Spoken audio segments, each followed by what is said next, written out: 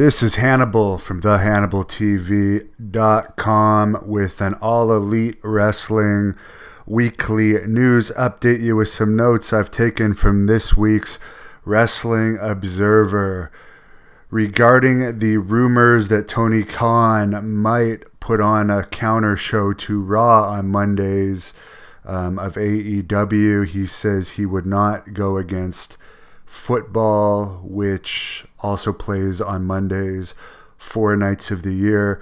There's a lot of people that believe that this whole All Elite Wrestling company was created as a way of football people to get back at WWE for starting the XFL again. And so far, it definitely has upset Vince McMahon enough to create this NXT Wednesday night show that's going to counter the AEW program, even though WWE denies it's doing this to counter their program. But this is definitely going to dilute the WWE's product even more, in my opinion. So I don't think, even if they do beat AEW on Wednesday nights, which I think they probably will, I don't think in the long term all this extra WWE program is going to be good for a company that's already really stale, particularly here.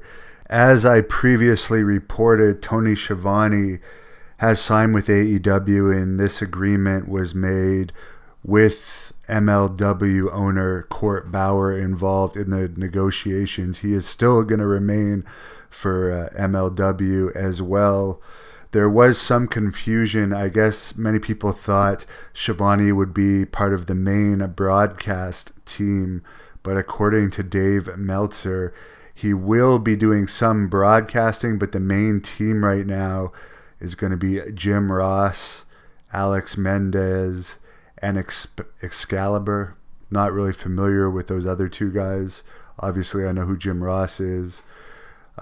Tony Schiavone is probably going to be working more the pay-per-view shows, and Alex Marvez, who was not to be confused with Alex Mendez, they're two different people, is not going to be involved in the broadcast team anymore, but he's still going to work for the company in some capacity.